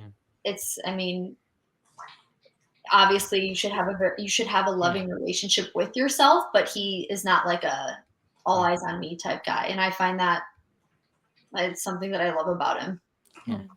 Now, like, do you like that? Like if like you ever like get into a fight and he's just like take it slow and like calm, and do you like that? We still get heated. We still get heated, but he actually kind of puts me back into place. I mean, not that I get overly heated. He's a man. Like he'll still get angry, but he has a good way of communicating his emotions. He's very upfront, and that is how I think Melissa is also. They're very like straightforward, or sometimes I'll like kind of beat around the bush or not be very straightforward, or like, you know, nothing's wrong, where he's very like, this is how I feel, you're gonna know, but that's in a respectful way, you know? Yeah. So question for you ladies, what's your favorite exercise to target the top glute? Courtney, you have to answer this because I don't have any top glutes. The top glute. The best exercise. This is anything that you can do. I used to do this one. This is kind of weird. It's on a lying hamstring curl. Okay. You get on the floor. This is the best I've ever. This is like number one top glute exercise. So you have to do it on a lying hamstring curl machine, but you're not on the machine. You have to get on the floor, and it's almost like you're on all fours, and you have one leg, and you kick the part where your legs are supposed to be in to curl, right? You're on all fours, and you kick it up. It's like doing a booty kick blaster. Yeah. Huh? Like booty blaster. Yeah, exactly. Kind of like a booty blaster. Yeah. A lot of gyms have those machines, but that like really I find targets the top glute, in my opinion. I don't know. Would you say that, Mel? Yeah, I would say that, and maybe that's why I don't have it, because I don't do that. Well, what's your favorite glute exercise? Mel, you gotta have one. We all have one. Hip thrusts. Okay. Yeah. No. That's probably the only like glute targeting exercise that I actually do. Yeah. I do love a hip thrust. Works. All right, so I'm kind of hesitant to ask this question. My mom didn't want me to ask this, but my dad said go with it. This is not for me. So this is from people of Instagram. It says, what is the best advice for Will to have a successful dating experience in the next couple of years? The best advice for you to, oh my God. I feel like you got to show up as you will. Yeah. Be yourself. Be confident. Girls love confidence. Put yourself out there. You know, it's not in a creepy way, but just put your, you know, if you think a girl's cute at the gym or something, go up to her. Be like, hey, People don't like interact anymore. They use the phone, which isn't bad. I mean, it's not a bad thing, but like, just be yourself. I don't know. What do you say, Mel? I mean, I think you're already like doing it because you're very confident and you already own who you are, which, to be honest, if I could have done that at your age, like it took me until I was probably 28 years old to figure that out. Yeah. And I seriously think if you keep doing that, and if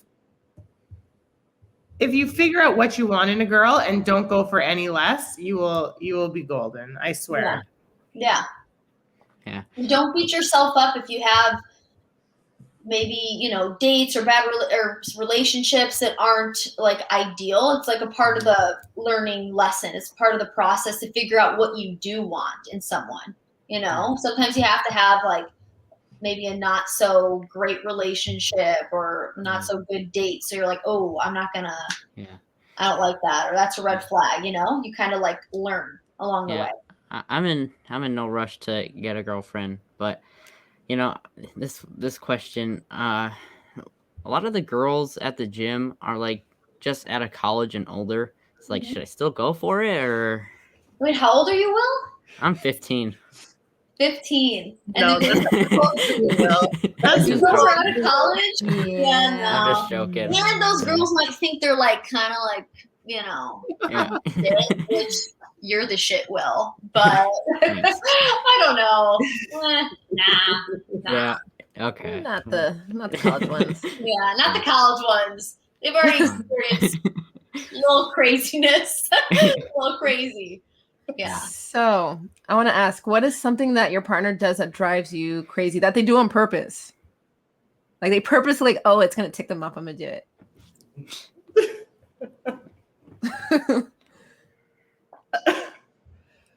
Like I can't say. Gotta say. Something my ex used to do that used to drive me crazy. I'm going to just say it's embarrassing, but he would give me this look and then all of a sudden he would bury me in the covers and then bury both of us and then he would just start farting. And he would just look at me and I'm like, and I would look at him I'm like, don't do it. Don't freaking do it. And he'd be like, and just go. And I'm like, I hate you. God. What does Chris do that I don't like?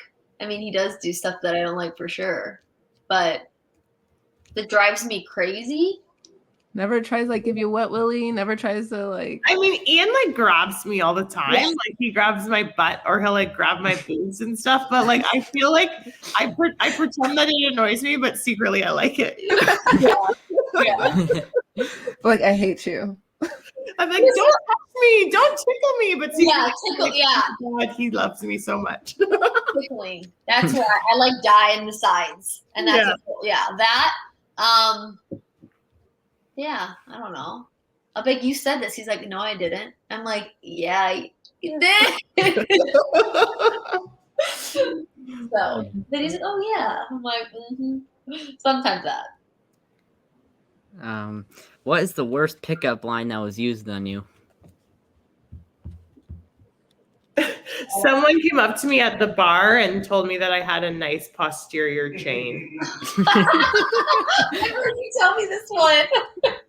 And I can't lie, I didn't know what a posterior chain was, but like I knew it was douchey, I was like, you're a douche. Like, get out of here. Yeah.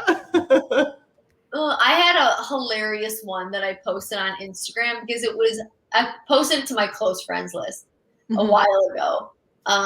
But I forgot what it was. It was something about Wi-Fi and like the Wi-Fi being out. And I don't even remember what it was, but I remember I posted it. Yeah. I remember telling my dad, I was like, hey, if I ever like a girl, should I use this pickup line on them? And I told them and they were like, you're so stupid. Don't ever do that. What's the line? You want to know it? Okay. It's very bad. Hey girl, are you an archaeologist? Because I think you just dug up a pretty big bone. Oh my God. Oh no. Oh no. No. Ian just said he's gonna steal it and he said that you should definitely use it. All right. That's from Ian. So it's bad.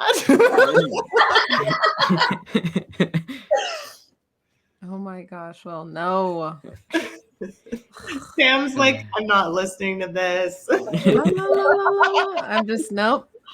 Okay, so another one of my questions was so Melissa, I remember you said I think it was your first show. Was it both your first show, yours and Chris? You guys did your first show together?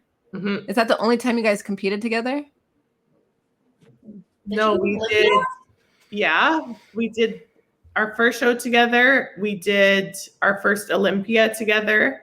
Miami. And then we did a pro show in Miami together. Mm-hmm. And then we did the 2018 Olympia together. Wow, how is that? Like that dynamic being like, oh my gosh, my brother's here with me. Like, it's fun. I love that. Yeah, backstage is like so fun when you're like with your brother or with your husband and you're like pumping up and you're all going. It's amazing. It's unreal.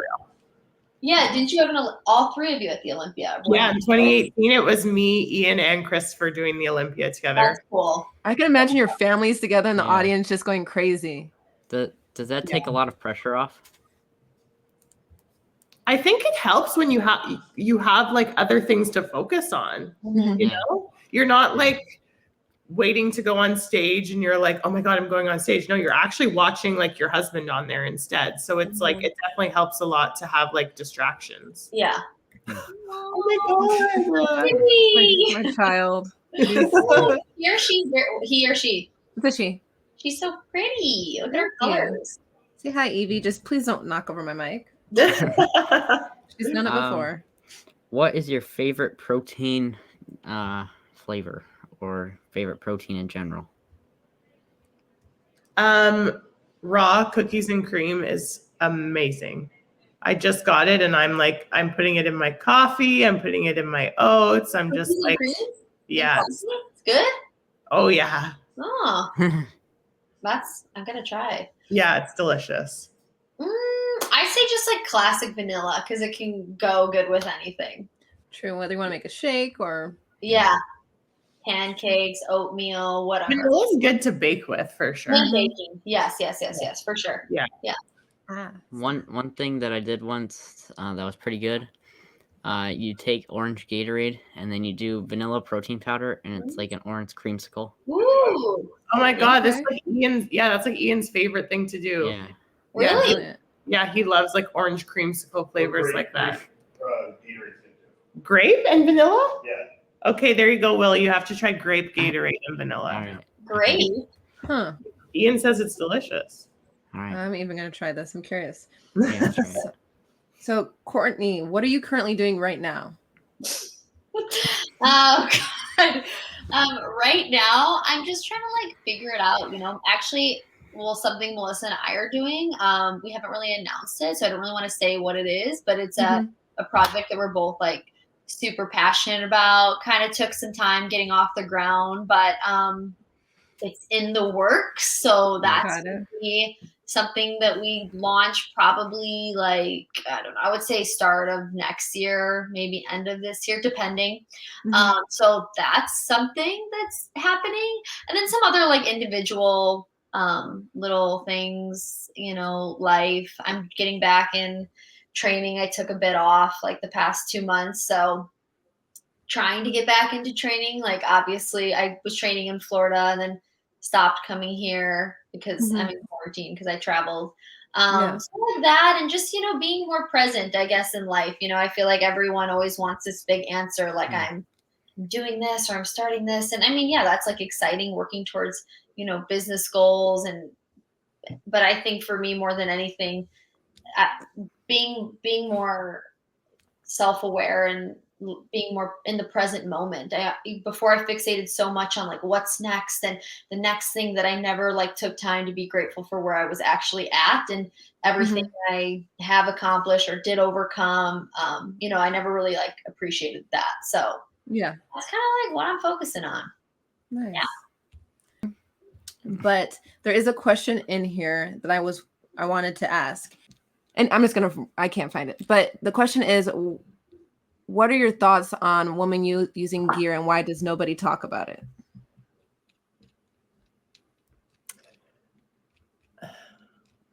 I mean, no one talks about it because there's obviously a huge negative stigma when it comes to femininity and that. I think all I really would say and want to say is that there's a very large focus on this. Mhm. I don't think there should be. Yeah. Mhm. I agree. A lot of the top level girls are using a lot less than you think. And it's just something that shouldn't be focused on because there's a lot of other factors that are a lot more important. Mhm. And at the end of the day, you need to do what's right for you and do your research. And that's really all there is. I think there's more of a focus on it than there needs to be. Yeah. And I think everyone is responsible for their own education and taking care of their own health and their own femininity and things like that. Yeah. I agree. And I think a lot of people are too quick to like jump the gun on and saying like, oh, every professional uses something or you can't turn pro without this. That's bullshit. Like for a fact, 100%. Do I think at a level like that people do? Obviously, yes. Women and men, you know, all categories. But do I think it's something that needs to be like fixated on? And it's like, no, like do your research. Like Mel said, get with a good coach that actually knows what they're talking about. Be smart and, you know, decide what's best for you and your body, you know. But I think there's also just way too many people, you know, so young, don't know much and doing things very not so smart, you know, when just no. I just wish it was more openly talked about because then there wouldn't be so many young people not knowing what to do or taking the wrong advice. I just wish there wasn't such a negative look on certain things, you know. I just wish it was more like, oh yeah, whatever, this is our world and this is that. It's not, you know, it's a sensitive topic, but I wish it wasn't. Yeah, for sure. That's why you have to get with someone who knows what they're doing, because I also think listening to Joe on the internet, you know, who's done something, it's like, oh no, should I do it? It's like, no, like, I mean, you have to take things into your own hands. Like, that's my opinion on it. I'm pretty sure that was all the fan questions for this week. But there is one last question that I like to ask all the guests on the show. And it's kind of like a motivational question. And it's for people like me who aren't the most popular kid in school. And it's for people that are stuck in life right now and they want to go out and achieve great things. So like, what is one piece of advice you can give all these people to like really get going and like chase their dreams and their goals? I think a lot of times we're waiting for the right time. We're waiting for something to fall from the sky and push us to go for something. We're waiting to feel good about ourselves, to start something. And if I could say anything, it's just figure out what you want and start working towards it. And start before you think you're ready. And once you start, don't fucking stop. Because there's going to be times where you want to stop, where you feel like you're not moving forward, where you feel like you're moving backwards. But I promise you, if you actually keep going, you will wake up in 6 months and you will be a hell of a lot closer to where you want to be than where you are now. And I think it's really important to know why you're doing it and to be doing everything for the right reasons. Yeah. And as long as you are, you're going to keep going in the right direction. Yeah. My big thing, there's a quote that I always loved, and I heard it at a very young age, and it's always stuck with me. And it was, if you don't sacrifice for what you want will be the sacrifice. And it was always a quote that stuck with me. And I'm not saying, because I feel like, you know, almost like we want things to kind of fall into our laps, but to be great at something or to accomplish a big goal or whatever it may be, you have to make sacrifices in life and you have to work your ass off. And I would say to you, well, who gives a shit about being a popular kid in school or whatever? Because none of that honestly is even going to matter at all. Like, you're going to look back when you're out of high school and be like, you're not even going to remember these people's names.